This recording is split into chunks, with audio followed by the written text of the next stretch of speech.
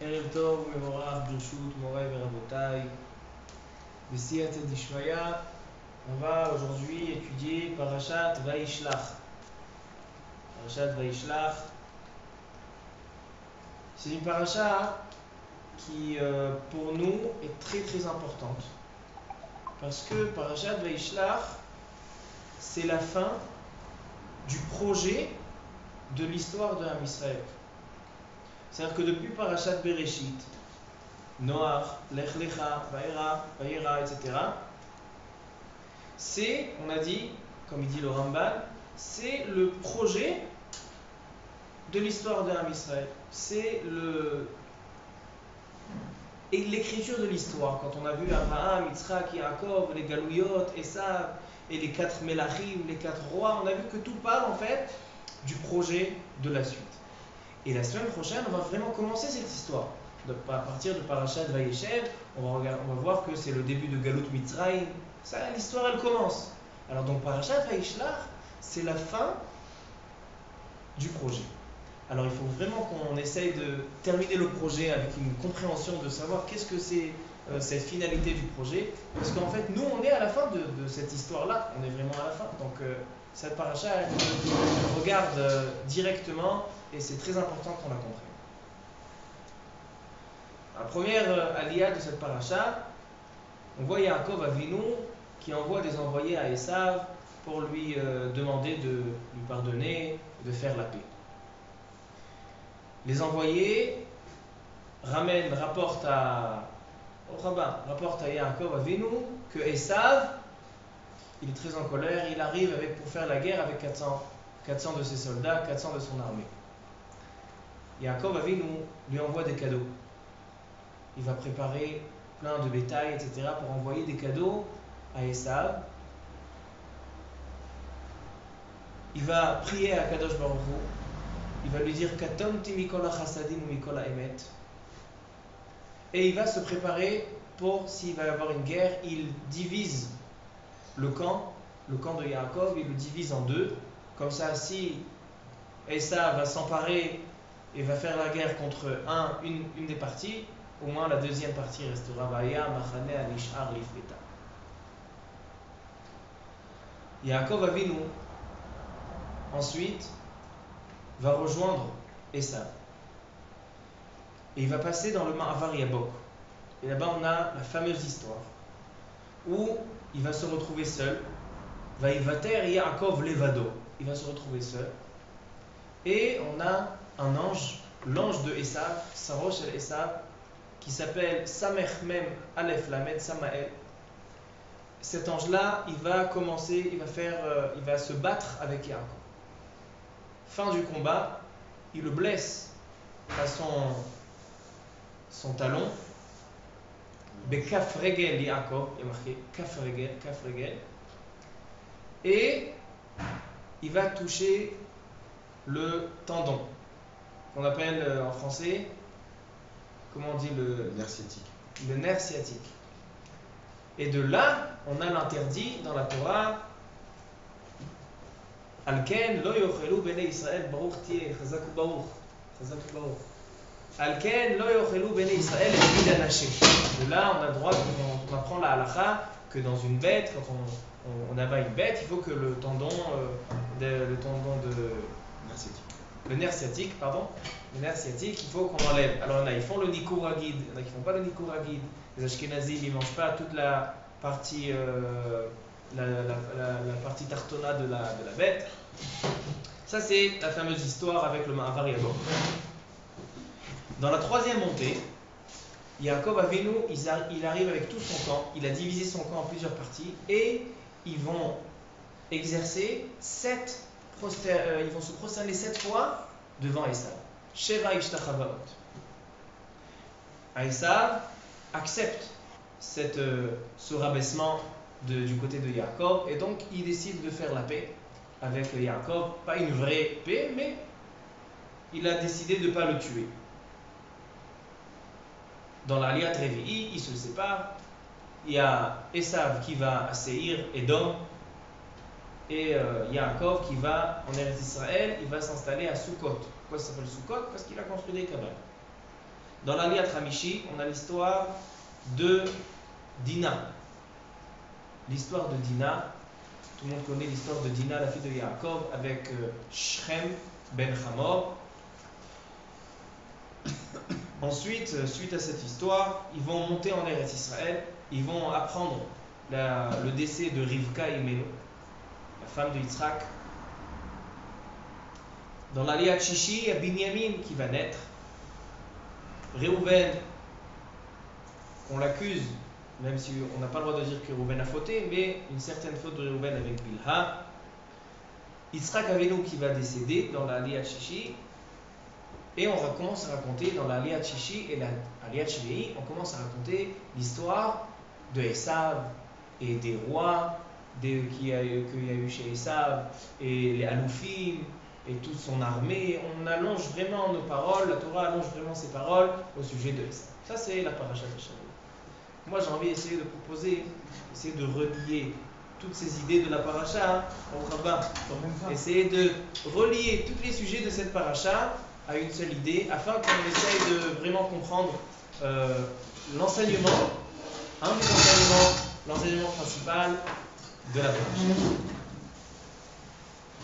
Plusieurs questions. Yaakov Avinu va envoyer des malachim. Il va envoyer des envoyés, il y en a qui disent que c'est vraiment des anges. Et là, nous dit le Ramban, nous dit Rashi Akadosh, au nom du Midrash. Et tous les Mefarshim vont s'attarder sur cet enseignement que nous, en Israël, nous devons procéder comme Yaakov Avinu. Yaakov Avinu, quand il a décidé maintenant de rejoindre Esav et vraiment d'essayer de voir qu'est-ce qui va se passer avec Esav, c'est possible que ça va être la paix, mais c'est possible que aussi ça sera l'affrontement avec Esav. Donc il dit, Yaakov Avinu va se préparer avec trois éléments. Trois éléments. C'est quoi ces trois éléments? Doron, Tefila ou Milchama. Doron, Tefila ou Milchama veut dire Doron, les cadeaux, Tefila, la prière, et Milchama, la guerre. Et on voit que Yaakov Avinu s'est préparé avec ces trois choses. Il a envoyé des cadeaux, beaucoup de cadeaux. On va voir ces cadeaux un peu extraordinaires, des cadeaux qu'il a envoyés à Esav. Une prière qu'il a récitée en disant Katon timikol chasadim, je ne mérite pas tout est bonté à Kadosh Baruch Hu. Et Milchama, il a décidé de diviser le camp en deux, vraiment une stratégie de guerre. Alors la première question, c'est pourquoi il a commencé par donner des cadeaux? Pourquoi il n'a pas commencé par la prière? Un vrai juif, quand il a un problème qui s'annonce, première chose qu'il fait, c'est la prière. Or ici, on voit qu'il y a encore, première chose qu'il a fait, c'est envoyer des cadeaux à Esav. Il essaye de l'adoucir, de le... Alors donc, ça c'est la première question.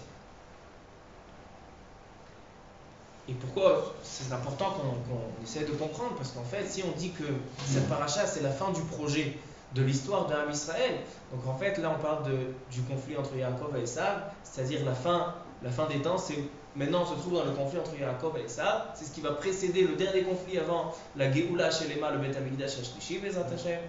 Alors, il faut vraiment, si vraiment ce sont les moyens de procéder, Doron, Tfila et Milchama sont les trois éléments pour gagner Esav, donc ça nous regarde personnellement, comment nous on doit combattre Esav.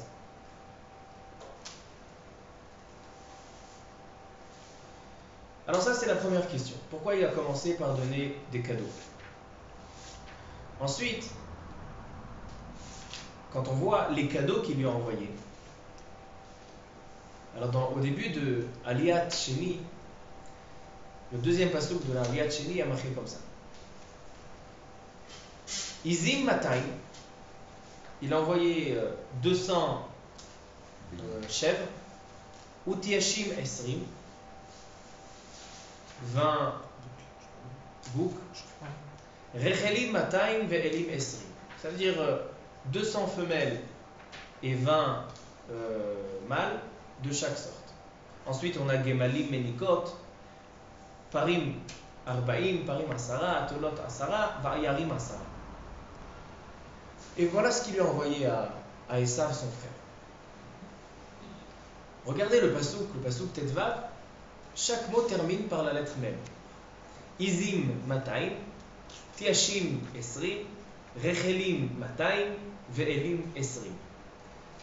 On a un pasuk que tous ces mots terminent par la lettre même. Il nous relève le Baal HaTuri. Il dit il y a un deuxième endroit dans la Torah, un pasuk entier qui se termine par la lettre même. C'est un pasuk qu'on lit à la fête de Sukkot. À la fête de Sukkot, on dit comme ça.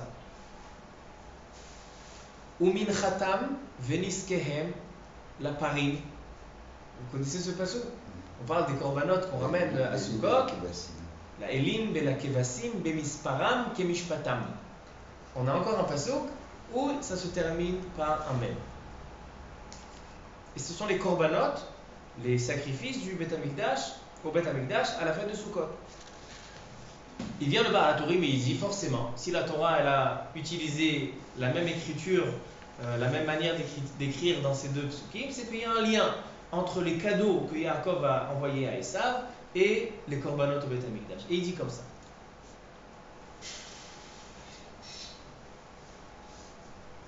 Il dit pourquoi Am Israël? Il dit Bishvil Hadoron Sheshalach le'Esav Vehem Tafkuf Nun Behemot. On trouve 550 Behemot, bétail qui a été envoyé à Esav, en tout si on fait le calcul. Il dit pourquoi à cause de ça, ses enfants Utzrichu Lehavi Tafkuf Nun Korbanot Beshana. C'est-à-dire les 550 korbanot qu'on fait au Beth Amikdash, ce sont les 550 Behemoth que Esav a envoyé à Yaakov. Donc en quelque sorte, en fait les Behemoth qu'il a envoyé Yaakov à Esav, ce sont des korbanot. Ça c'est déjà une première remarque du Baal HaTuri. Et j'ai d'autres réaïa à ça, une autre preuve de dire que ce qu'il a envoyé ce sont des korbanot. Il a appelé ce cadeau en tant que mincha. Il dit je t'envoie une mincha. Mincha c'est un korban. Encore une réaïa, encore une source, c'est que Yaakov Avinu, il a dit, regardez c'est très intéressant, moi quand j'ai lu ça, j'ai dit, il faut trouver un pshat, c'est pas possible. Il y a marqué, Baruch Haba, il y a marqué,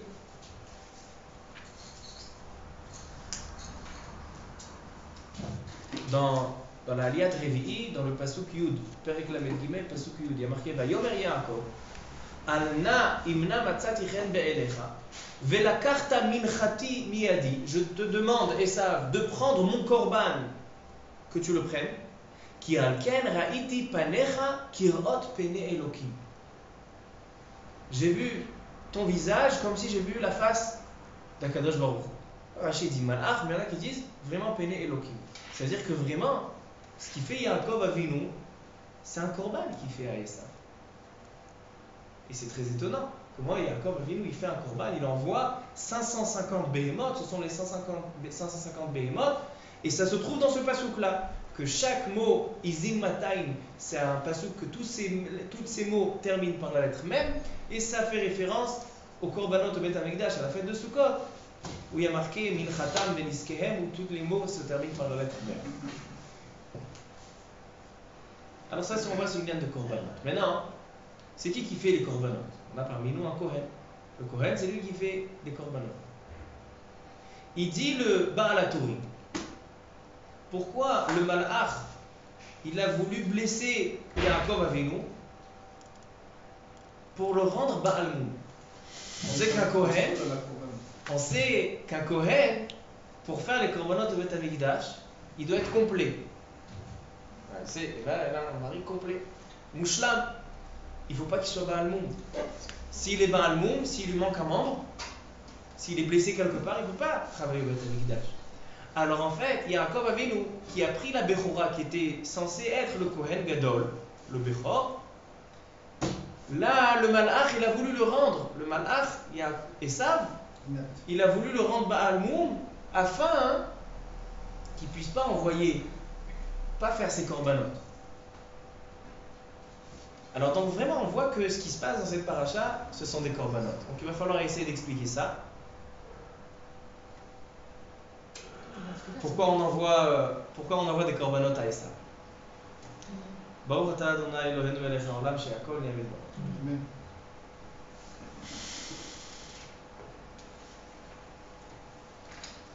Ensuite, on a un midrash très étonnant. Mais avant que je dise le midrash, j'ai une grande question. Dans cette paracha-là, on voit, il y a marqué que quand Yaakov Avinu, il a terminé le conflit avec Lavan Arami, il a terminé avec Esav, vraiment, il a eu que des problèmes. Il y a marqué Yaakov Avinu vayavo Yaakov Shalem ir Shechem. Yaakov, il est arrivé à Shechem, Shalem. Il dit Rashi, Shalem bemamono, dans sa richesse, Shalem betorato, Shalem begufo. Il était vraiment complet. Et là, on a l'histoire qui suit l'histoire de Dina. C'est-à-dire que Yaakov Avinu est arrivé, il a traversé Lavan, il a traversé Esav, il est complet, donc ils n'ont pas réussi à l'avoir. Et maintenant, il va tomber avec l'histoire de Dina, Dina qui va être impurifiée par ce Shechem ben Hamor, ce Tamé, qui va la rendre impure. Comment ça rentre dans... Comment on peut essayer de concevoir ce Inyan-là? Comment cette histoire elle peut arriver à Yaakov Avinu, que sa fille elle devient impure par Shechem ben Hamor? Alors, j'ai vu un midrash. Le midrash il dit comme ça. Am Israël, pendant tous les temps, ils ont une discussion avec toutes les nations en disant tout ce que où vous êtes installés, c'est à nous. Eretz Israël, c'est pas à vous les Juifs, c'est à nous. Vous êtes en France, c'est à nous. Vous êtes en Amérique, c'est à nous. Il y a un conflit où Am Israël se trouve, on va lui dire tu es pas chez toi, tu es pas chez toi, tu es pas chez toi. Il dit le Midrash, on a 3 endroits dans lesquels il n'y a pas de conflit. 3 endroits, il dit le Midrash, chez Am Israël, ils ne vont pas avoir de problème avec les Goïms, tout le monde sait que c'est à eux. C'est quoi ces 3 endroits? Le premier c'est Me'arat HaMachpelah.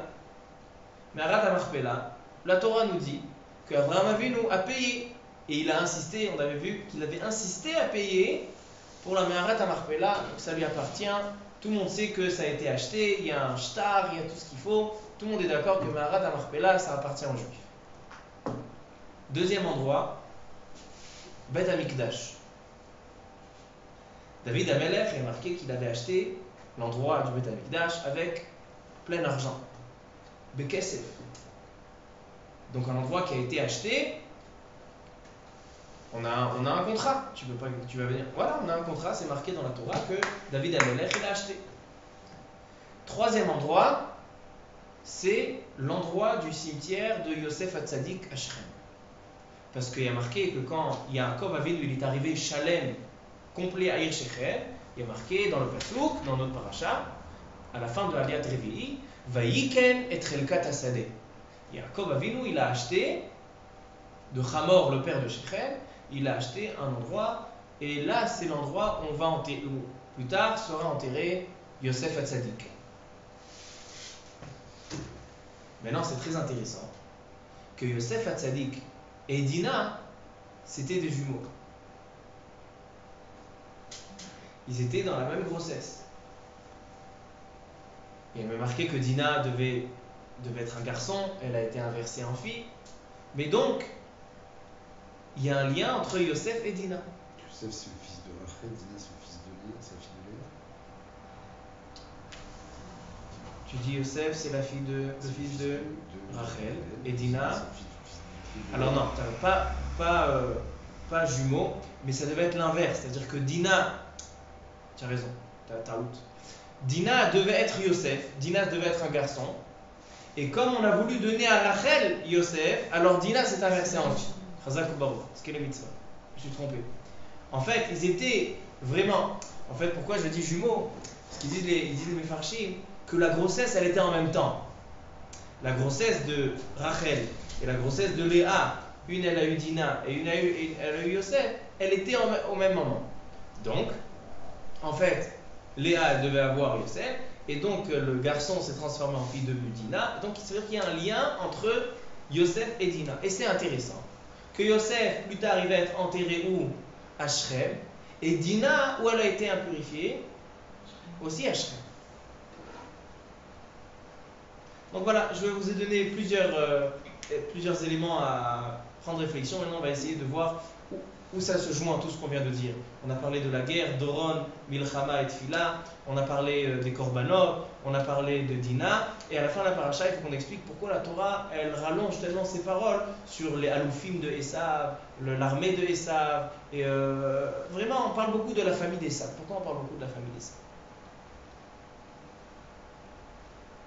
Alors je pense que ce qui peut rejoindre toutes ces idées-là, c'est un pshat. Un pshat qui va nous expliquer, puisque la paracha, j'ai dit que c'est la fin du projet de l'histoire, la semaine prochaine on commence vraiment la Galout Mitzrayim, donc le projet il se termine dans cette paracha. Et comme ça il nous dit le Ramban, les premières paroles du Ramban dans cette paracha, c'est très intéressant. Je vais vous lire les premières paroles du Ramban. Il dit Nirteva paracha azot. Pourquoi cette paracha elle a été écrite? נכתבה הפרשה הזאת להודיע כי הציל הקדוש ברוך הוא את עבדו וגאלו מיד חזק ממנו. כי הקדוש ברוך הוא il a sauvé יעקב אבינו. וללמדנו עוד, deuxième enseignement, שהוא לא בטח בצדקתו והשתדל. Il a fait une השתדלות, il a préparé la guerre, il a envoyé דורון, etc. ויש בה עוד רמז לדורות. Et il y a encore un signe pour les générations futures. כי כל אשר אירע לאבינו עם עשיו Ye'era lanu tamid im bene Esav. Ce qui s'est passé avec Esav, c'est ce qui va se passer pendant toute génération avec les fils de Esav. Vera'oui lanu le'echos bedarko shel tzadik. Donc, on doit apprendre quelle manière Yaakov Avinu, quelle stratégie Yaakov Avinu avait pour avoir le conflit avec Esav, et c'est ce qu'on va faire nous. Shenazmin atzmenu, et donc on doit se préparer les shlosha dvarim. Tfila, doron ou milchama. Tfila, Doron ou Milchama. Comme ça, il dit le Rambam. À l'envers. Lui, il dit Tfila, Doron ou Milchama. Maintenant, on a dit, poser la question que Yaakov il a fait l'inverse. D'abord, il a donné Doron, d'abord, il a donné les cadeaux. Et on a vu que ces cadeaux, ce sont des korbanot. Donc, venez, on essaye d'expliquer. Les korbanot, c'est les gars de Tfila. Comment? Les korbanot. Korbanot, c'est aussi un lien avec la Tfila.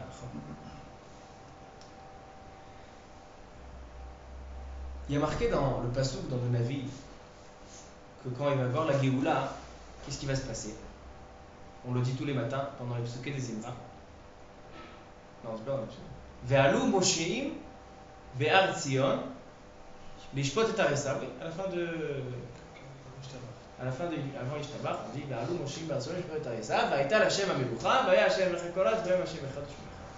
C'est-à-dire Ve'alou Mosheim, ceux qui vont sauver, délivrer à Israël de la galoute, c'est-à-dire la fin de la vraie Géoula, Ve'alou Mosheim be'ar Tzion, ils vont venir à Yerushalayim. Lishpot be'ar Esav, pour gouverner le monde de Esav. Maintenant, le monde de Esav, c'est Edom, c'est pas là. Quel rapport entre Har Tzion, Lishpot et Har Esav? Alors ils disent comme ça. Ils disent Mefarshim comme ça. En fait, quand on veut essayer de comprendre qu'est-ce qui doit se passer pendant la galoute de Esav, et qu'est-ce qui doit se passer quand on va gagner la galoute de Esav, on va avoir la Géoula Atidit. Comme j'avais dit qu'il y a un lien entre Yaakov et Esav. Yaakov et Esav, ils sont nés ensemble, ils étaient dans la grossesse ensemble, ils sont morts ensemble. Forcément qu'on a un lien entre la galoute de Esav et la Géoula de Esav. Et qu'est-ce qu'on a dit? Que le Midrash dit qu'on a 3 endroits dans Eretz Israël dans lesquels on n'a pas de marloquette, on n'a pas de doute. Ma'arat HaMachpelah, Bet HaMikdash et Shrem. Vis-à-vis de qui? Vis-à-vis de nous-mêmes ou vis-à-vis des autres? Vis-à-vis des autres, forcément, marloquette depuis des... Alors, il faut que ce soit des hommes. Donc de nous. Non, c'est-à-dire que si quelqu'un qui se fie à la Emunah d'Akadosh Baruch Hu, il y a des non-juifs où ils ont la Emunah d'Akadosh Baruch Hu, ils connaissent leur place. Quelqu'un qui m'a mis dans la Torah, il sait que sur ça il n'y a pas de marloquette. Sur le reste, ils vont dire qu'Akadosh Baruch Hu nous l'a pris, il nous l'a donné, comme on l'a vu dans le premier Rachid sur Bereshit. Mais ces endroits-là, en bezé marloquette, c'est pas chouette. Ça veut dire que si on a envie d'essayer de comprendre comment on va gagner, comment on va s'emparer de tout Eretz Israël, ce sont peut-être ces 3 endroits-là ce sont la clé. Les 3 endroits de Beth Amikdash et Me'arat HaMachpelah et Shrem, c'est la clé pour pouvoir, si j'ai un endroit où je sais que c'est ma maison, peut-être par là-bas je peux m'emparer du reste de ma maison qui est pris par d'autres. Ça c'est déjà peut-être un derrière pour comprendre.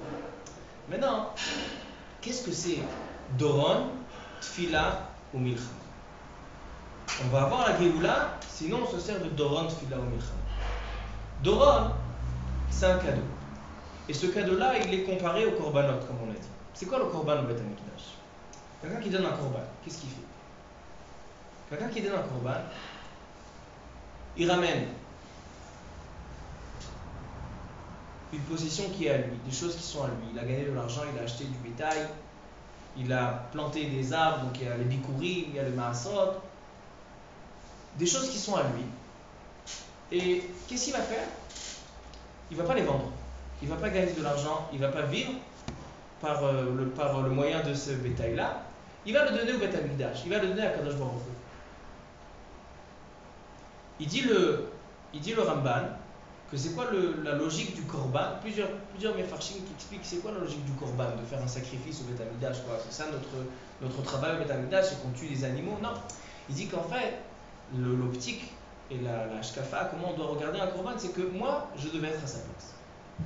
Moi je devais être à sa place, je dois me consacrer entièrement à Kadosh Baruch Hu, et donc nous on a envie de vivre, et la Torah elle veut qu'on vive, donc le korban on est à sa place. Donc en fait, en donnant une partie de ma possession, il y a marqué que les tzadikim, chaviv alehem mamonam yoter migufam, et ça on l'apprend de Yaakov Avinu qui veut repartir sur les parim ktanim. C'est-à-dire que la possession de l'homme, elle est très chère, elle lui est très chère, parce que Kadosh Baruch Hu il lui a donné, et donc il ne veut pas se séparer de cette possession, c'est une possession qu'il a reçue pour travailler à Kadosh Baruch Hu. Donc si on fait un korban, c'est qu'en fait, on donne une partie de nous. C'est être capable de se séparer d'une partie de nous, Baruch Haba. C'est être capable de se séparer d'une partie intégrale de notre vie et de la consacrer à Kadosh Baruch. Ça veut dire qu'en fait, Doron, c'est en quelque sorte un détachement des biens de l'homme. Un détachement de la matière dont l'homme il vit. L'homme il vit dans une matière, et s'il va faire un cadeau, il va faire un korban, on a dit que ce Doron, ces cadeaux qu'il a fait à Esav, c'est comparé au korbanot au Beth Amikdash, c'est que forcément, un Doron, un cadeau, c'est être capable de se détacher de la matière. Donc déjà, on explique qu'est-ce que c'est Doron. Ensuite, on a Tfila. Tfila demandé à Kadosh Baruch Hu. Ce Doron, c'est un korban khatat ou korban par rapport à ça? Comment on peut l'interpréter? Alors, il y en a qui disent qu'il y avait. C'est un khatat, c'est déjà, on a tous les korbanot. Oui, c'est pour parce ça qu'il a envoyé 550 qui est la korbanot. Et les Mefarshim ils parlent exactement, les Mefarshim ils parlent quel korban ils avaient besoin. Ils avaient besoin de korban khatat, de plusieurs korbanot. Ça veut dire qu'en fait, le Doron, c'est donner vraiment une partie de la personne, un cadeau. Quelqu'un qui donne un cadeau, il donne une partie. Et donc, Yaakov Avinu, il a donné des cadeaux à Esav, il a donné une partie de lui. Pourquoi il a donné une partie de lui? On va voir tout de suite. Mais c'est ce qu'il a fait. Parce que si on voit que les cadeaux de Esav sont comparés aux korbanot au Beth Amikdash, et les korbanot au Beth Amikdash, c'est donner une partie de la personne, c'est se détacher de la matière, forcément que le cadeau qu'il a donné à Esav, c'est de se détacher de la matière. Ensuite, on a Tfila, et ensuite on a Milchama. Une des brachot dans cette paracha, on change pas, on rajoute un nom à Yaakov Avinu. Il y a le malach de Esav et il y a Kadosh Baruch Hu qui va lui dire Lo yikare shimcha od Yaakov. On ne va pas t'appeler seulement Yaakov, on va t'appeler aussi Israël. Comme Abraham Avinu, il s'appelait Abraham, on lui a changé Abraham, lui aussi. Mais il y a une différence. Abraham, on n'a pas le droit de dire aujourd'hui Abraham. Aujourd'hui, le nom d'Abraham Avinu, c'est Abraham avec le et on n'a pas le droit de lui enlever une lettre de son nom. Tandis que Yaakov Avinu, il s'appelle toujours Yaakov. On lui a rajouté un nom. Pourquoi Abraham Avinu, on a changé le nom et Yaakov Avinu, on lui a rajouté un nom? Alors ils disent les Mefarshim, parce que Yaakov Avinu, c'est une personne individuelle. Les enfants de Yaakov, ce ne sont pas les Bnei Israël encore. Ce sont les Bnei Yaakov. Israël, c'est un klal. C'est un titre général que quand on va avoir plusieurs juifs, et plusieurs personnes qui vont être Ish Echad Belev Echad, on va retrouver Israël. Mais quand on a un juif individuel, c'est un Yaakov. Comme ça, il y a marqué dans notre paracha. Quoi, Yaakov Avinu, on lui a rajouté un nom. On ne lui a pas changé, parce qu'il reste individuel et il reste clali. Et c'est pour ça que nous, il dit le Ramban, quand on veut arriver à la Géoula, à Atidit, la véritable Géoula contre Esav, on doit se servir des trois éléments qu'a utilisé Yaakov le Prati pour devenir Israël le Klali. Et comme Yaakov il a utilisé Doron, Tfila ou Milchama, le cadeau, la prière et la guerre, nous aussi on doit se préparer avec le cadeau, donc les korbanot, la prière et la guerre. Maintenant il y a un Ben Ishraï extraordinaire. Le Ben Ishraï, dans son livre, il a les halachot, Shana Rishona, Shana Shnia. Au début des halachot, il dit un petit essai sur la paracha. Alors, dans cette paracha, il dit le Ben Ishraï, il dit comme ça. Le mot Israël, pourquoi Yaakov Avinu, on lui a rajouté Israël? Il dit Israël, c'est la gematria de Yaakov, de Moshe et David en même temps. Yaakov, Moshe et David, c'est la gematria de Israël. Alors, il dit comme ça. Yaakov Avinu, on lui a fait une bracha. Quand il est devenu Israël, on dit Umelachim mimecha yetzeu. Tu vas avoir des rois. C'est-à-dire que la royauté de Esav, et c'est pour ça qu'à la fin de la paracha, on parle beaucoup de la royauté de Esav. Comme j'ai dit, on allonge beaucoup nos paroles. Il a Alouf Timna, Alouf Magdiel, le roi, on parle beaucoup de Esav, le roi. Cette malchoute là de Esav, elle va se terminer par une malchoute Israël. C'est qui le premier roi de Israël? C'est David Amelech. David Amelech, c'est le premier roi. Mais on nous dit, il dit le Ben Ishraï, que Yaakov qui est devenu Israël, il est obligé de contenir en lui Yaakov, Moshe et David. David c'est la royauté, mais Moshe c'est le don de la Torah. C'est-à-dire que la shutafut, l'association de la Torah à la royauté, c'est ce qui va former la malchoute. Maintenant, les physés, selon ça, on peut expliquer qu'est-ce que c'est Doron, Tfila et Milchama. Quand on parle de Milchama, on doit se préparer pour la guerre contre Esav. On ne parle pas d'une guerre il faut se préparer, s'armer, se muscler et acheter des tanks, etc. On parle d'une Milchama qui contient un Doron et qui contient une Tfila. Doron veut dire d'être capable de se détacher de la matière. Et qu'est-ce qui signifie le détachement de la matière? On a dit la semaine dernière que le caractère de Yaakov Avinu, c'était la Torah, que la Torah sépare de la vie, sépare de la matière. Donc ça, on a Yaakov Avinu et Moshe Rabbeinu. Yaakov et Moshe, ce sont les symboles de la Torah, du détachement. Ça, c'est le Doron. C'est pour ça que la guerre avec Esav, on doit se munir de Doron, de cadeau, que cadeau veut dire se détacher de la matière. Et ensuite, on a Tfila et Milchama. Et c'est ce qu'on rejoint. Et c'est pour ça que Israël contient en lui Yaakov, Moshe et David. Ça, c'est la guerre contre Esav. Doron, c'est le détachement de la matière. Tfila, c'est la prière à Kadosh Baruch Hu, c'est la connexion avec Kadosh Baruch Hu. Et à la fin, on a Milchama. Maintenant, quelle Milchama? Pas une Milchama d'une guerre. En général, ça c'est très intéressant. C'est que c'est contre ce qu'on s'imagine. Nous, on s'imagine, quand il va y avoir la Géoula, qu'est-ce qui va se passer? Il va y avoir une guerre. Et donc, on va tout être kovesh, on va s'installer de partout, on va devenir riche, on va avoir une grande possession. Ce qu'on voit dans cette paracha-là, la fin du projet, de l'histoire, c'est que la Milchama, elle ne veut pas dire prendre possession des choses, mais bien l'inverse. C'est seulement en se déconnectant de la possession, c'est là qu'on va voir la Milchama. Et c'est pour ça que la Torah, à la fin de Parashat Vaishlach, de notre Parashat Hashavua, elle parle tellement de Esav et de la royauté d'Esav, parce que le seul moyen d'arriver à devenir roi et de reprendre la royauté en Eretz Israël et d'avoir la Géoula Atidit, c'est pendant toute cette période de la Galoute qu'on a donné la royauté à Esav. C'est-à-dire que la royauté d'Esav, c'est elle qui nous permet d'arriver à la royauté de Israël. C'est ça ce qui nous permet d'arriver. Et tout ça, ça rejoint le Yesod qui dit le Ramban au début de la paracha, et Rashi, au début de Rashi, que nous on doit faire comme Yaakov Avinu. Doron, Tefila et Milchama. Et c'est pour ça que ces drones, ces cadeaux-là que Yaakov il a envoyés à Esav, ce pas des simples cadeaux. Il dit le Baal HaTurim, c'est comme des korbanot au Beth Amikdash. Il dit il y avait 550 bêtes, Keneged, 550 korbanot qu'on fait pendant l'année au Beth Amikdash. Et c'est pour ça que la Torah elle a relié ces cadeaux aux korbanot. Parce que le seul moyen de gagner la guerre contre Esav, c'est de regarder le monde comme un korban, c'est-à-dire que le détachement de la matière. Et ça nous explique aussi le Inyan de Shrem avec Dina. Vous allez voir que cette idée-là, elle nous rattache tous les sujets de la paracha. Déjà, on comprend les cadeaux de Yaakov et pourquoi Yaakov il a fait en premier. Je demandais au début du shiur, si tu me dis qu'il faut prier, il faut donner des cadeaux à l'ennemi et il faut faire la guerre. Alors, un juif, par quoi il commence? Par la prière. Or, Yaakov Avinu, pourquoi il a commencé? Par les cadeaux à Esav. Il a envoyé des cadeaux. Tu commences pas par la prière?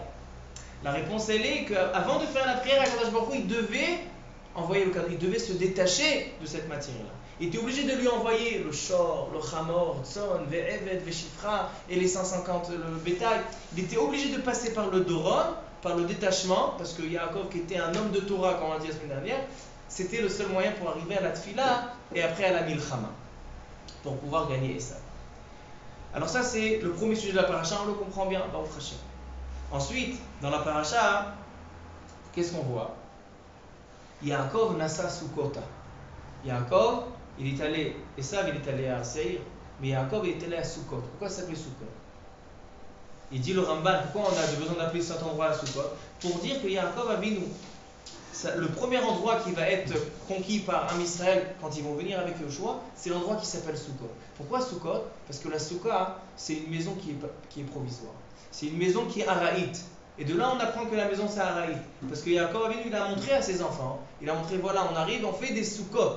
Vayasu Sukkot besukkota. Comme ça, c'est le même principe que le seul moyen de gagner la guerre contre Esav, c'est si on lui donne à lui le chomer, on lui donne ces corbanotes-là, on lui donne cette matière-là, et c'est le seul moyen, parce que, en fait, maintenant je comprends mieux. Comment ça se fait que l'histoire de Yaakov à Esav, c'était comme ça? Yaakov, il va voler à Esav, il a volé les brachot à Esav, il a volé tout le bon, et maintenant Esav, il se retrouve sans rien. Et pourquoi ça s'est passé comme ça? Pourquoi ça s'est passé comme ça? Yaakov, il est allé voler la matière, il est allé voler la Bechora, et voler le kiff de ce monde, afin que plus tard, il va lui donner à Esav. Yaakov veut s'emparer de la matière pour savoir qu'est-ce que c'est? Se détacher de la Bechora, elle revient à Esav. Esav, c'est le Bechor, c'est lui qui va avoir le Olam Hazeh. C'est lui qui va avoir la matière de ce monde-là. Ça veut dire qu'en fait, Yaakov Avinu, il ne lui a pas volé pour s'emparer du bien de ce monde. Il lui a volé pour lui donner. Il lui a volé pour pouvoir se détacher de cette matière-là. Et s'il va lui donner la royauté à Esav, quand on voit que la Torah vraiment, elle nous parle qu'il y avait des rois de Esav qui étaient en Eretz Israël, c'est parce que le moyen de la Géoula, c'est en lui donnant. Ça, c'est ce Inyan-là. Maintenant, on arrive au Marasé de Dina, à Shrem. On a dit que le Midrash, il dit que Shrem, c'est un endroit qui est incontesté que c'est Am Israël. Et maintenant, Shrem, on a eu l'histoire de Yosef et de Dina. Yosef, il va être enterré à Shrem, et Dina, elle a eu son histoire à Shrem. Et on a dit que Yosef et Dina devait être Yosef chez Léa, comme il a rectifié Rabbi Shem Tov, et donc Dina s'est transformée en fille, et Rachel a eu le garçon. Mais en fait, ils sont nés en même temps. Et les deux, c'était là-bas. Pourquoi? En fait, si on a 3 endroits en Eretz Israël qui appartiennent aux Juifs, et sans contestation, qui est Me'arat HaMachpelah, qui est au Beth Amikdash, et qui est le Shrem, faites attention que ces 3 endroits, on les a achetés pour ne pas en profiter. Me'arat HaMachpelah, on n'en profite pas. On a enterré là-bas les Avot HaKadoshim, donc ils ne profitent pas de cet endroit-là. Shrem, c'est aussi un cimetière, on ne profite pas. Beth Amikdash, c'est Hekdesh, ça ne nous appartient pas. C'est-à-dire que les seuls endroits où un Israël a la possession, des endroits qu'on ne peut même pas en profiter. Pourquoi? pour dire qu'on a acheté quelque chose, voilà, on a pris quelque chose, on a acheté avec de l'argent, on a acheté Me'arat HaMachpelah, on a acheté l'endroit du Beth Amikdash, on a acheté le Shrem, pour pouvoir montrer à Israël, ça, on n'en va pas en profiter. Parce que même ce qu'on a dans notre possession, on va le donner. Parce que c'est le seul moyen d'avoir la Géoula. Maintenant, la meilleure preuve qu'on consacre, c'est que quand Yaakov Avinu l'a acheté, dans cette paracha, on voit que Yaakov Avinu il a acheté Shrem. Il y a eu tout de suite, qu'est-ce qui s'est passé après? Il y a marqué Vaïken et Trelkel. Il s'est passé l'histoire de Dina. Dina, puisqu'elle a été impurifiée par Shrem, il y a marqué qu'elle est niftérée de 100 enfants. Il y a des midrashim qui disent autre chose. Que oui, elle a eu des enfants. Mais il dit le midrash que Shimon, il a pris Dina et ensuite il l'a enterrée en Égypte. Il n'est même pas rentré en Eretz Israël. Pourquoi? Pour montrer le sacrifice. Le sacrifice de, voilà, on a pris Shrem, on a acheté Shrem, mais c'est un sacrifice qu'on fait parce qu'on donne, ça ne nous appartient pas, c'est pas en notre possession. C'est pour ça que Yosef, il va être enterré dans cet endroit-là. Yosef, que lui, il est Stano chez Esav, c'est lui qui va combattre Esav. Alors voilà, je pense qu'on a répondu et on a fait le tour de cette paracha pour dire cette logique qu'un juif, pour pouvoir gagner la guerre avec Esav, il a besoin de se munir de 3 éléments. Il a besoin de se munir du Doron. Le Doron, c'est savoir faire des cadeaux. C'est quoi savoir faire des cadeaux? Savoir se détacher de ce qui t'appartient. Un cadeau, on ne reçoit rien en retour. On donne un cadeau, on donne, voilà, on t'a donné, comme un korban. On prend et on le brûle au Beth Amikdash. Doron, Tfila, se rattacher avec le Kadosh Baruch Hu, et Milchama. Maintenant, cette Milchama-là, qui contient le mot Israël. Le mot Israël, il dit le Chida, c'est Yaakov et Moshe. Ce sont les symboles de la Torah et du détachement de la matière, avec David Amelech, qui est la Tfila, qui est plus grand que David Amelech avec la Tfila, et les Tehillim. C'est ce qui se rejoint. Et voilà, je pense que Baruch Hashem, on a terminé toutes ces parashiot, Bereshit, jusqu'à maintenant, qui sont l'histoire écrite, on a dessiné cette histoire-là, et dès la semaine prochaine, Parashat Vayeshev, on commence l'histoire. On commence la descente en Égypte, et on va regarder les parashiot jusqu'à notre génération, on est à la fin de ces galouyot. Mais la première galoute, elle commence la semaine prochaine. Alors, on profite de cette paracha-là pour vraiment comprendre, comme il dit le Ramban, comme nos pères, on a une promesse que ce qui s'est passé avec Esav et Yaakov, c'est ce qui va passer avec les enfants d'Esav et Yaakov. Et donc on doit se munir des mêmes éléments pour combattre et gagner cette guerre. Bezrat Hashem, Baruch Adonai Le'olam, Amen.